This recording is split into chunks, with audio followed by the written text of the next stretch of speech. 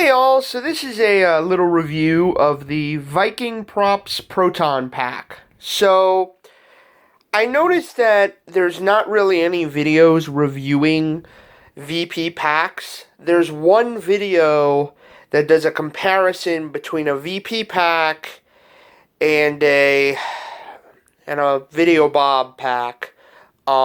Which, as you know, Video Bob has been blacklisted from the GB fans community. Um, so I did not buy this off Viking Props. I want to make that 100% clear. I bought this off one of my friends in the Ghostbusters Las Vegas who was selling this one because he upgraded to a new pack. So this is not going to be a review of Viking Props himself as a seller, and this is not going to be a review of shipping or any of that. This is just going to be a review of strictly the pack. I also want to ask your forgiveness. I am a little sick, so my voice is a little weird, and I'm also filming this on a cell phone, so there may be some shakiness of the camera. But first, starting out, let's start with kind of the way it looks. It looks good. I don't dislike the way it looks at all. There are some inaccuracies to it, like the wand. Especially the wand tip is kind of inaccurate. Excuse me. I also am not a big fan of the end filter. Like, the end filter should actually have a filter in there. There isn't one. It's just painted. Another small issue is there's a lot of overspray, which I don't know if you can kind of tell. You can tell when I turn it on, so let's kind of turn it on here. Like, if you can see, there's a lot of, like, overspray for the paint. I'll turn it off in a second. But other than that, that's really, like, the biggest issue with the pack. This pack is one of his older packs. This is a 4-year-old pack. So this thing came, this is one of his, like, first packs that he did, Viking Props did. So this is not his newer packs. He's updated from what I've seen. So overall, the look of the pack is fine. Another thing is, this is, like I said, this is a 4-year-old pack, and it still runs.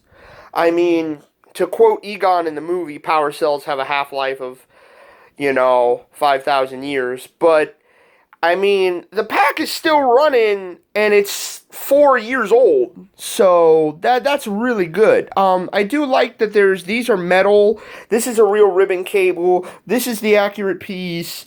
I like that. It is a little dusty, because it was in my friend's, garage since he last used it, which was, 2 years ago. So I kept the dust, because I kind of like it. Because GB20 is coming out next year, and I kind of like to have a weathered pack. So I'll show you kind of around it, and then we'll start it up. So these are not original. These signs, I do want to make clear, these signs are not original.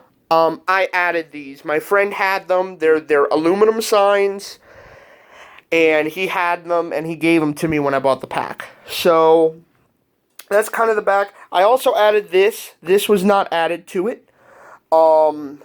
I don't think the Alice frame is a VP original, but the Alice frame is a Vietnam War era Alice frame. It's not a reproduction. It's not a Rothco. It is a real vintage Alice frame. That's the battery pack. It runs on a 9-volt and 3 double A's? Triple A's. The triple A's are for the sound. The 9-volt is for the lights. So we'll lean that back. And we'll come back. So what you guys really care about is the startup, so we'll start her up.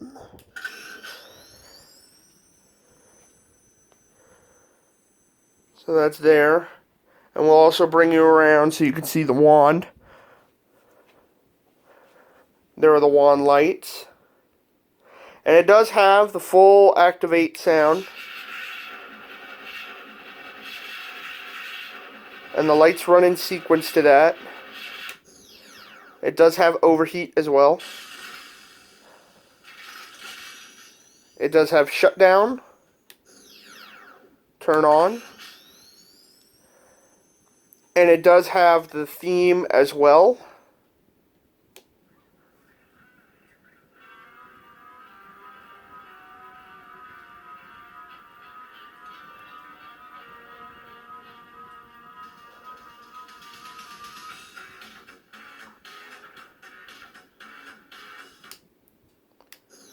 So we'll do kind of what I like about it and then what I dislike about it. So what I like about it is, first off, it's heavy. Like, this is a heavy, hefty pack. When you're wearing it, you feel like you're wearing a proton pack. I've been told it's not 1-1 scale. I compared it to my friend's 1-1 scale, and I think, like, the difference is like an inch or 2 inches. I mean, it's 1-1 scale enough for me. Like I said, I compared it to my friend who has a 1-1 Carnivorous Creations shell.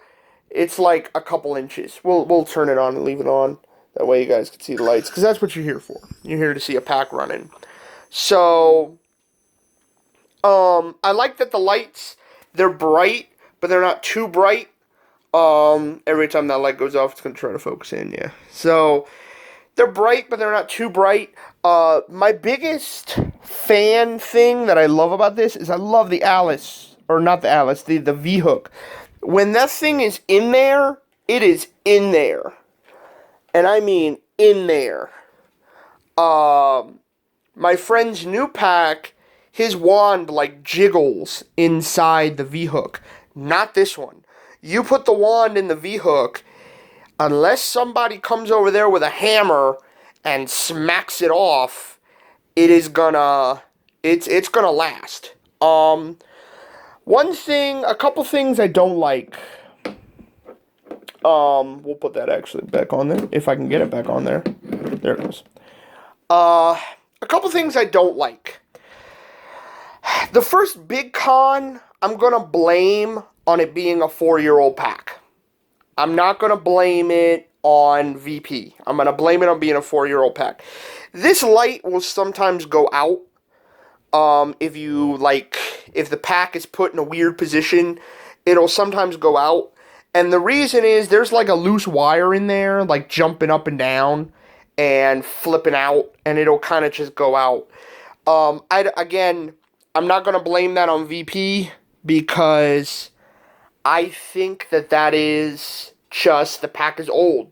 It's an older pack. The wires come apart. It probably just needs to be opened and put the wire back in, and it's no big deal. In fact, it actually happened to my friend before. He opened this pack up, and one of the wires on the sound was disconnected. He had to pop it back in. So, it's not a big deal. 99% of the time that I'm wearing this thing, the light is on. So it only really shuts it off when I put it into like storage and I lay it on its back. It doesn't, for some reason, doesn't want to be laid on its back. The only real other con that I have with it that I don't like is the sound. So the sound is really low. So to give you an example, I'm in a bedroom, okay? And it's a pretty small bedroom. There's nobody around. There's no TV going off. The only thing I have going off is a fan. And this is as loud as the pack gets. So I'll demonstrate it.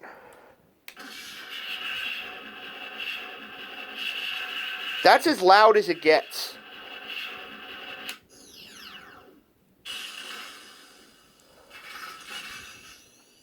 And the theme is even lower. The pack sounds are relatively loud-ish. But the theme is like so low, I don't even play it. What I do is I carry a Bluetooth speaker with me, and if I want to play the soundtrack, I just play it off the Bluetooth speaker on my phone, because it's so low. That's the biggest issue I have with it. Another issue I have with it is the buttons are weird. So, if you're watching this video, odds are you're a buster, and you're familiar with how the pack should look. Well, let's pop the wand off here. If I can, I'm doing this one-handed, people. There we go. So if you look at the wand, The activate sound, that's what should turn it on. That's not what turns it on. This switch turns it on and off. This switch is your theme. What should shoot it should be the intensify, but that doesn't shoot it. What that does is that does your overheat sequence. The activate shoots it. And there is an LED in there. But the activate shoots it. Which is really, really, really bizarre. And I'm not quite sure why he did it that way. I have a theory. My theory is giving VP the benefit of the doubt. This pack originally released when the video game came out. So, in the video game, you can manually vent your pack. In fact, they do it multiple times. You can go through where you shoot it over and over and over again until it overheats, or you can manually vent it.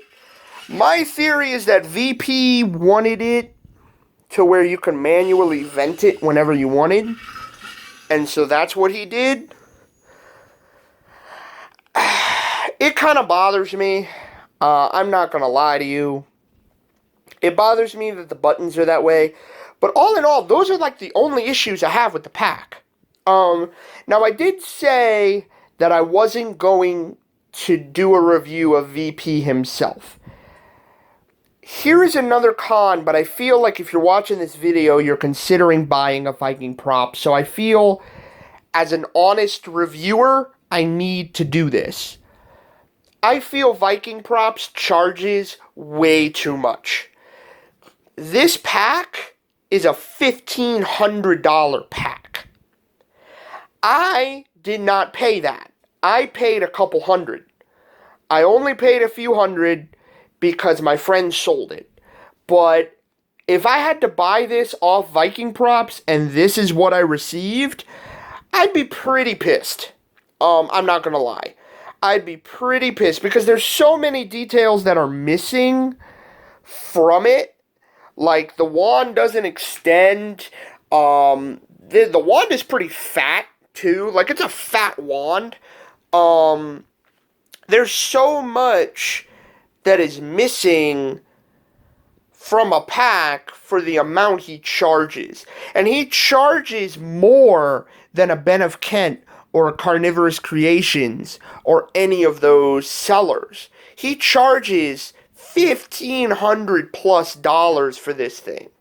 So, again, I didn't want to make this about Viking Props, but I do feel that it should be mentioned because if you're watching this video, odds are you're looking at Viking Props as a possible, Proton Pack seller. Would I personally buy from him? No. However, if that's the route you want to go, it's not a bad pack. It really is not a bad pack.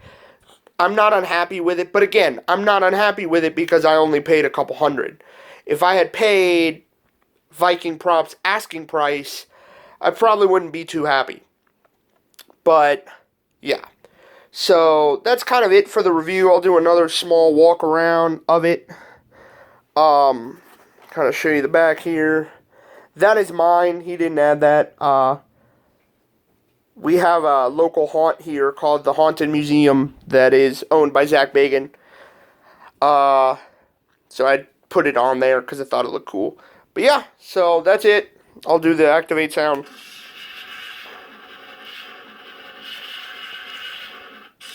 We'll heat it.